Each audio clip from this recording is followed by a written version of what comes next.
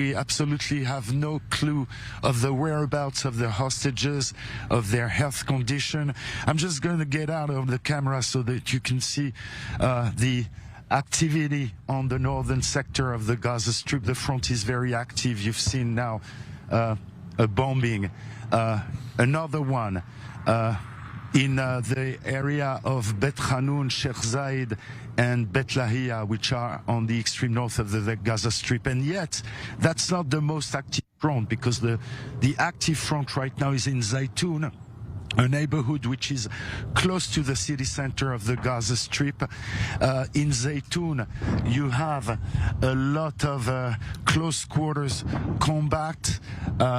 You see now a series of explosions from the left of your monitor to the right of it, a series of heavy bombing in Zaytun, close quarters combat. We've heard that in the past 24 hours, the Israeli Air Force targeted terror targets 250 times, which is quite a lot. It's quite intensive, given that the ground forces are operative in coordination with the IAF, sometimes very close to terror targets, sometimes 200 to 300 meters away from a blast.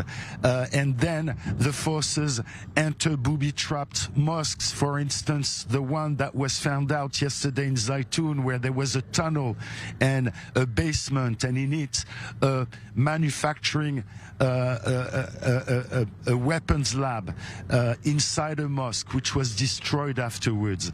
Now, in is this unusual to see this level of, which is more or less? I mean, these images, we can see the destruction behind you. We can see the the activity as the IDF pushes forward. Is it unusual this early in the morning at this hour to see this level of military activity, or is this expected even still in the north of Gaza as the IDF campaign continues? It's not unusual, especially in the morning. There's always an intensification of the bombing of presumed terror targets and the neutralization of tunnels, of tunnel shafts, of weapon depot, of terrorists that are still maybe entrenched in buildings. We know that the terrorists now have a lot of difficulty in moving around. The sniper nest and their observation posts are first of all neutralized, and then the forces enter into action when the terrorists already don't have any clue of the movement of the ground forces, and as a result they rely only on the sound of the tanks and of the bulldozers in order to try and hit the Israeli ground forces with anti-tank weapons such as RPGs.